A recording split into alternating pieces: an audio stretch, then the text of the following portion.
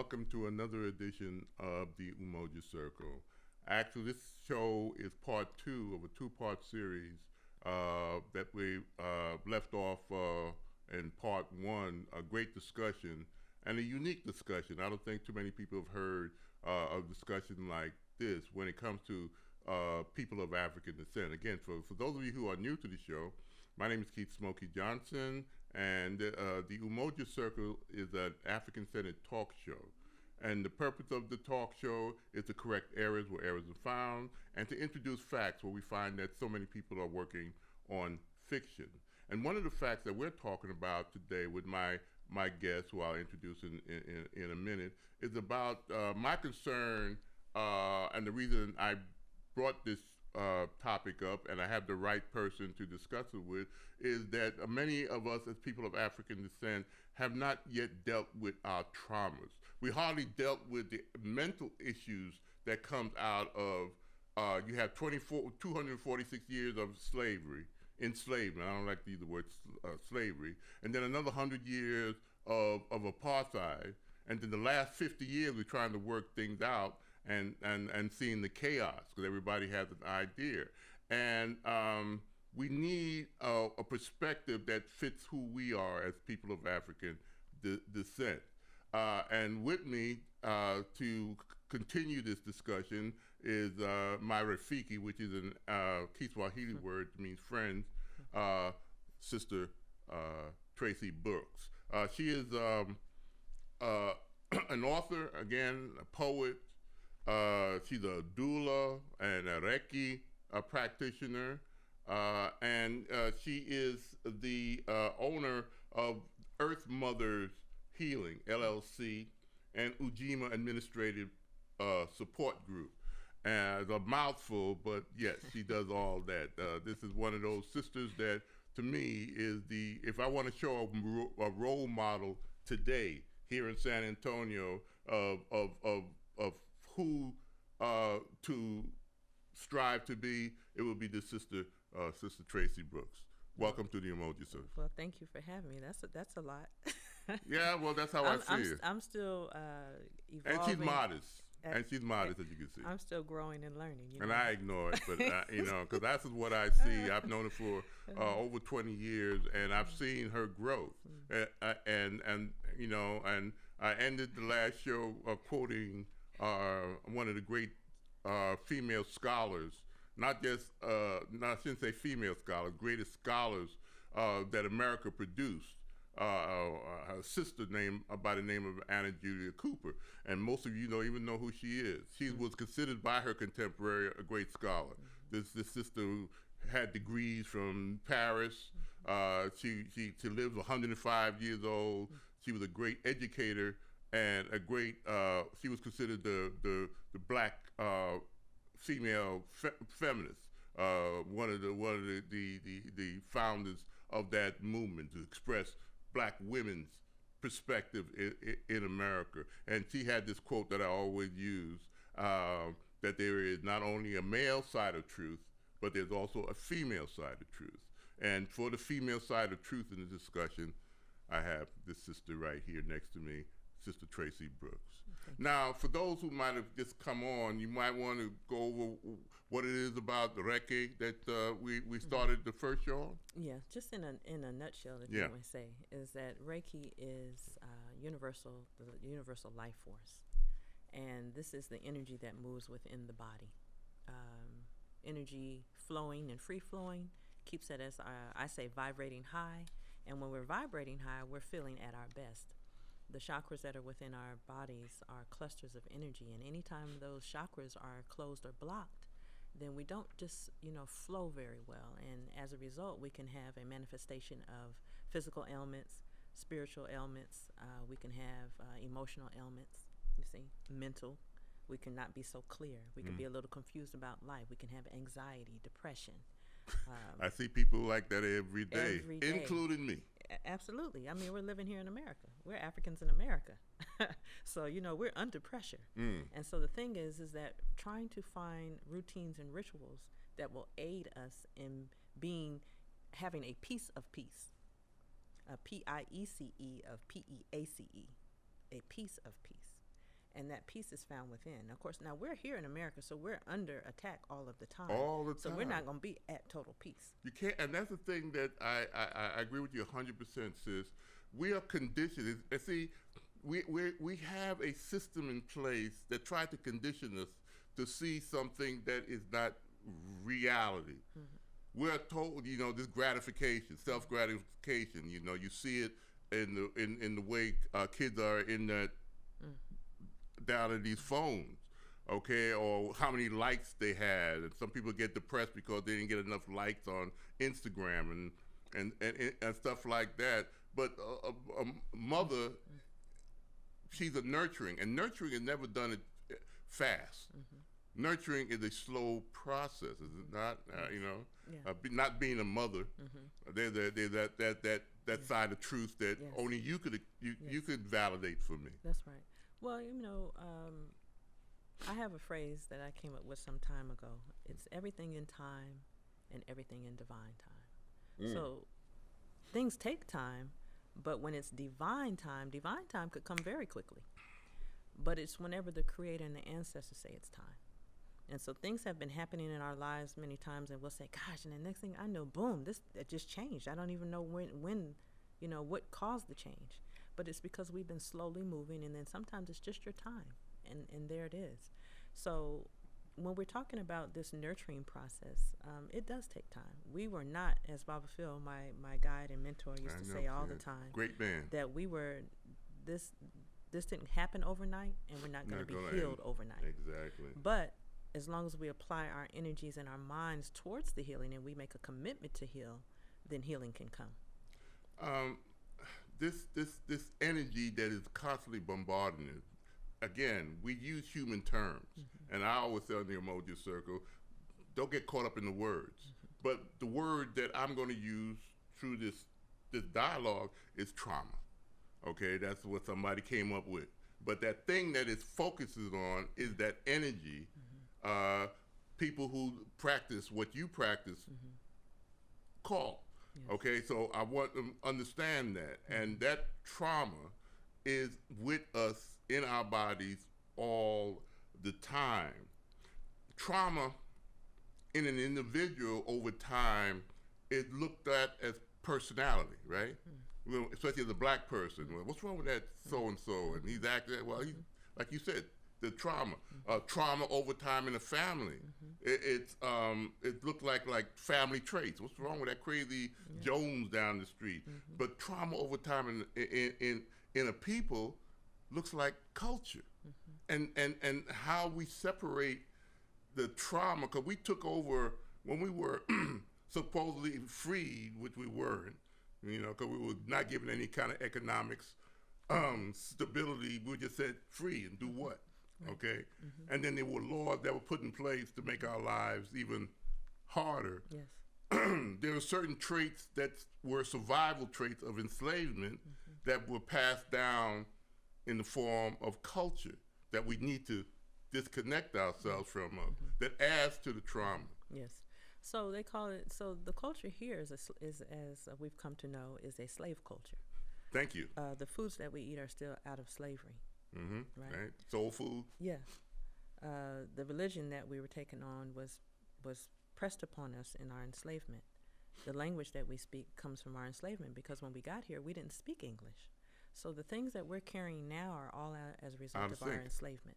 Yeah. And so now what we have to do is, and when we're talking to, generally speaking to people aren't even aware of this. Most of us haven't even learned about our enslavement.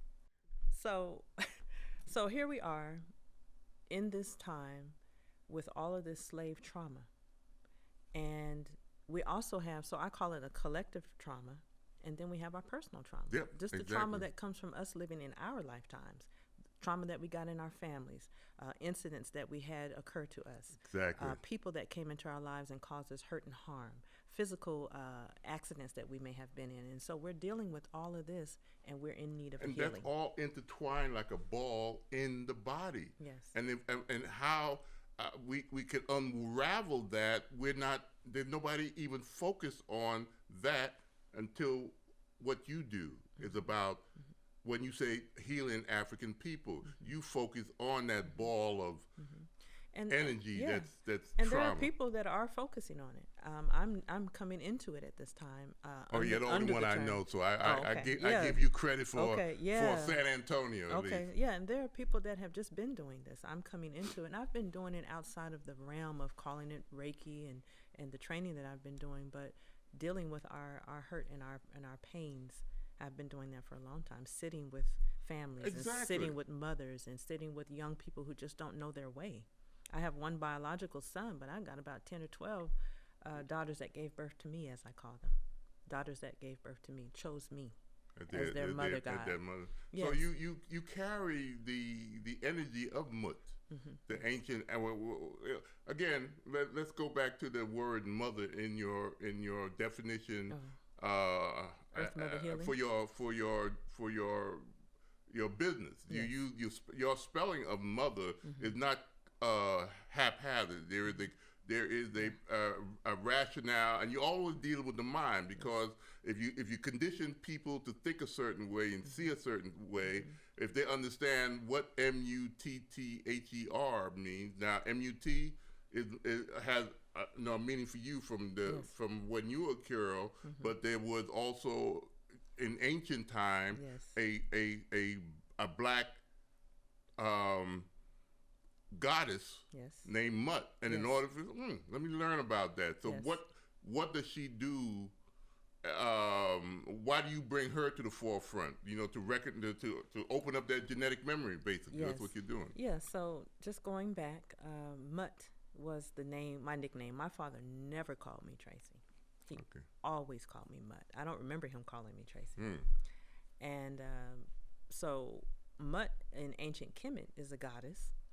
Mut Neter, Mut, Mother Nature, that nurturing force, that guiding force. See, that supreme being of healing. And this is long before the Greeks and their mother version of Mother Nature, thousands of years. Like we're talking about the first earliest kingdoms, 4,000 years ago, more even more, 6,000 years ago. In fact, when people always in Western thinking, they tell you that the pyramids are 3,600 BC, but where they got that from was some Greek person, Menetos, who was a priest, but he was with the Greeks, the Cleopatras and the Bartholomews, and they just going by his rendition.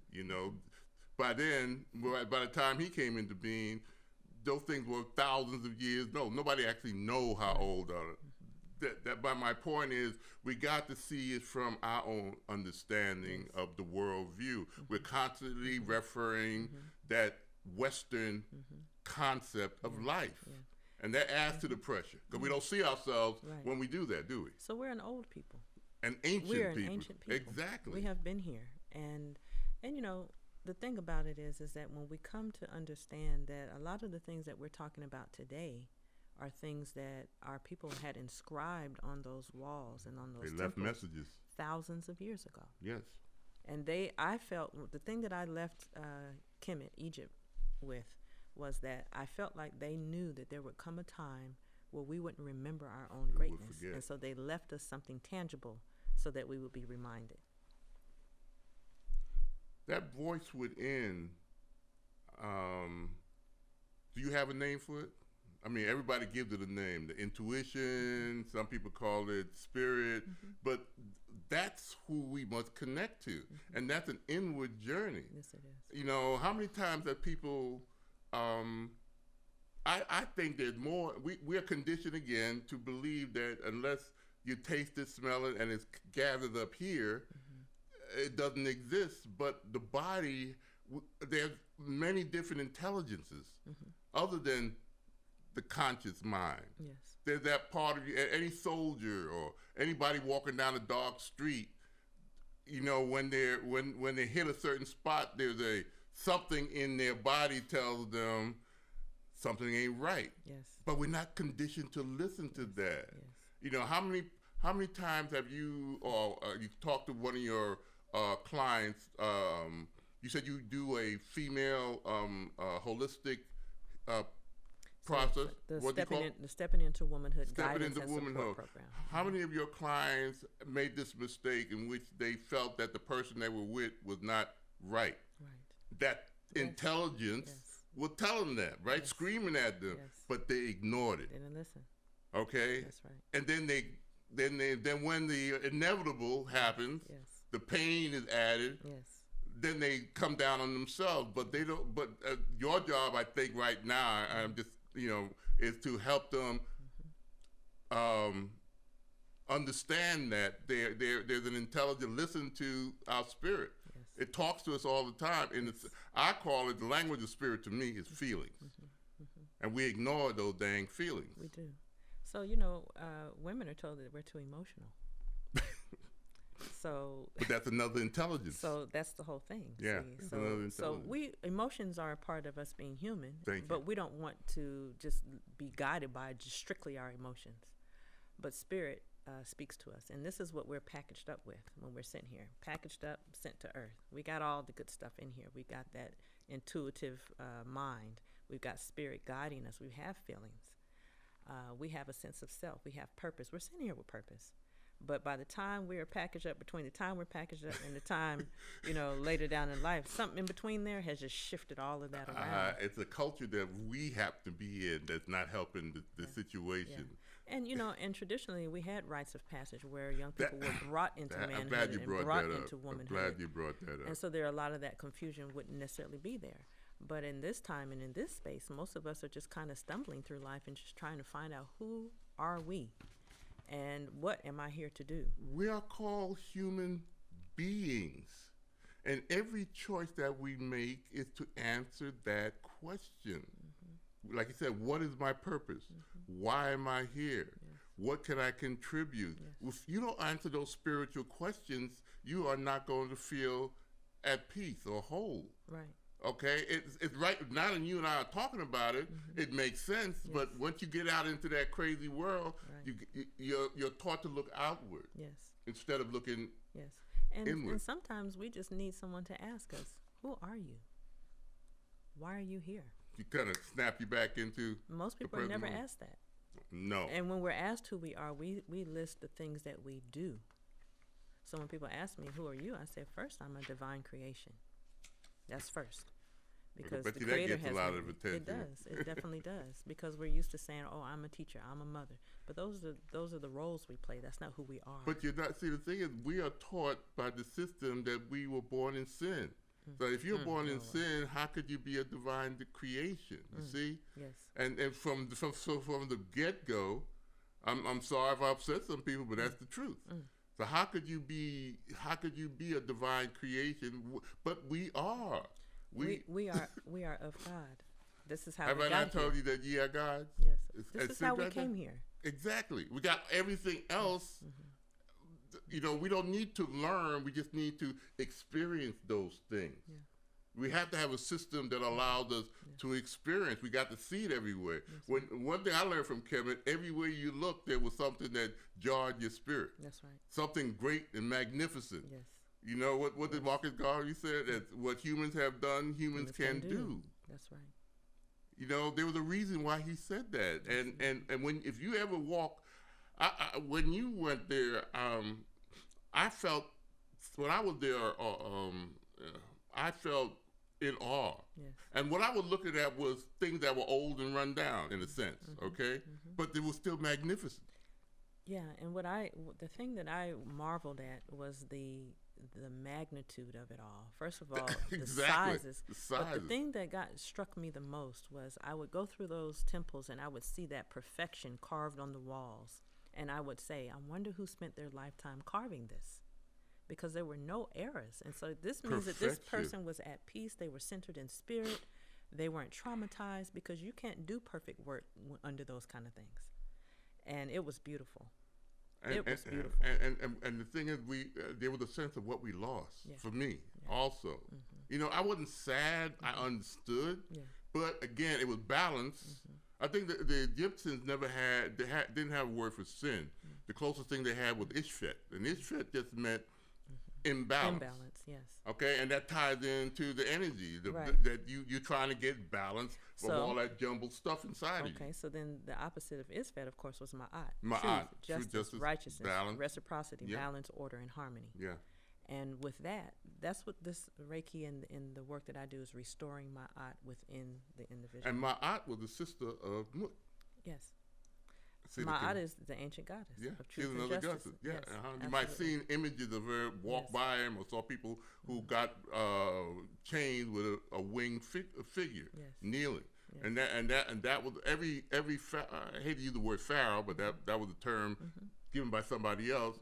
But they had to prove that they're following those principles of Ma'at. That's right. You know, the declarations of innocence they call, or the 42 laws of Ma'at. Yeah, exactly. Yes. I have not. I have not. Not thou shalt not. No. Somebody shouldn't be telling you thou. You are developing that perfection in you. And it really just talks about accountability. See, it's one thing for somebody to demand you to do things. It's another to say, I have not done it. Yes, you take ownership of your own and behaviors. that's what we're here to do, to experience that. Because to me, in the other realm, the realm where the gods exist or that God, there is no experience. Just knowing I am, right? But the physical world is where we experience. Yes.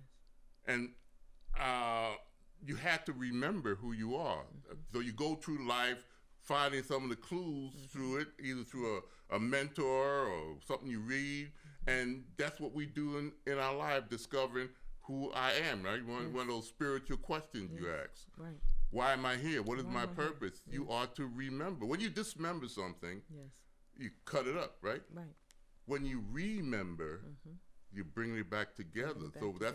That's our purpose. That's right. Not only what job we do, but who we are being as human beings. Why are we called human beings? Right. Well, when I call myself a husband, okay, and you are called wife, who am I being in that relationship? That's what a relationship means, relativity. It's who you're being in relationship to the other. You cannot be a husband if there's no such thing as wife. If there's no up, there cannot be no down. You see, there's balance. And when you only focus on this patriarchal system, the system is out of balance. Because how could you be a true man if there's no woman? That's right. Or she's suppressed, or that energy is suppressed. That's right. So everything is out of balance. Yeah. And we have Ishvet. Yes. Yeah. And so what we want to do is restore balance. We want to restore balance first within. Because if your internal world is out of control and in chaos, everything that is going to be manifested in your world from you is going to be chaotic and out of balance. Life is a process of discovery. Yeah. Sis. That's how I, walk this earth, to experience and grow into the next higher version of myself. That's right. But if I don't have the experience, I will never know. That's right. And if I can't know, I will never grow. You can't be that which you don't experience. So I call it becoming. Becoming. We're in an eternal state of becoming. So sometimes people say flowering, but I thought about it and I said, well, a flower blooms, but then after it blooms only so wide, the petals fall. So with becoming, you can be becoming constantly through your out until you become an ancestor. You see, because you're just constantly becoming, you're learning, you're growing, you're experiencing, you're having epiphanies, you're meeting new people, you see. You're coming across new information, and so you're ever becoming. You are what you think, and what you think in your actions you become. And when you become, you're being. And so when you're being, you're thinking again. That the circle is complete. So the thing is that where are the thoughts coming from? It's like Carter G. Woodson said, he who controls the mind controls the body. And so right now, our minds are being controlled by social media, by the news, fake news, as they call it. And we have to take that responsibility ourselves. So now we have to go and sit down and begin to read books that our scholars have written. We want to go in and read those books that have high thoughts, elevated thoughts, as Marcus Garvey said. That book you mentioned, I think in part 1, Message to the People, is my favorite book on the planet. Really? Yes. Coincidence. I'm reading it right as we speak. It is my favorite book on the planet. I love that book because it gives so much instruction. That's what I'm getting at. It's so much instruction in that book. It's opening me up to it. It's like Okay, and I recognize that's what I'm doing. Yes. Oh, that's what I need to do. Yes. It's that's what it's books powerful. do. Yeah. It's powerful. Wow. I heard a great scholar, Dr. Wade Nobles. He said something about how we developed certain behavioral patterns as a people in the present moment.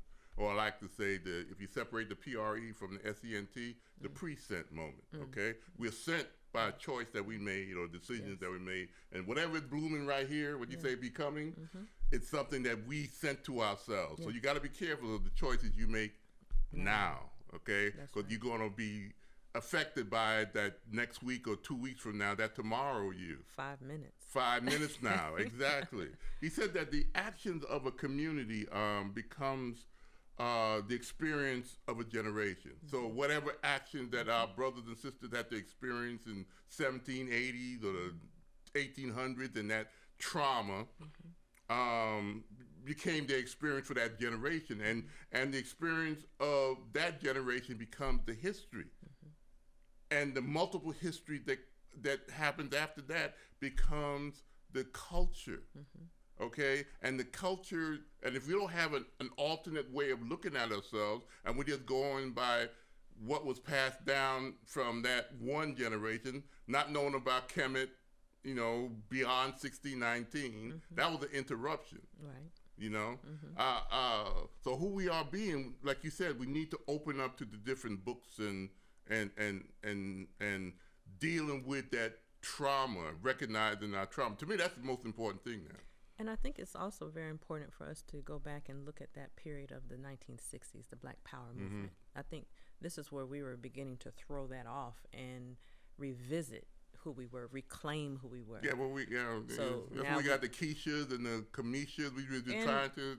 And we began now to rename ourselves. We redefined ourselves. So we were no longer Negroes coming out of that. Into that time, we were calling ourselves Black. We were wearing the afros. We were putting on... we were seeing Africa as the center of who we, come from. Yes. And so we were really focusing on that and throwing off that slave culture. And that culture. natural look, represented by how you wear your hair, was again reestablished in our people. Well, we came to the end. We got less than 30 seconds, so I just want to say thank you, sis, for coming. And this is why I brought her on to reestablish this connection to this body, okay, and the voice within, spirit, listen to it. Peace. Hotep. Bye-bye.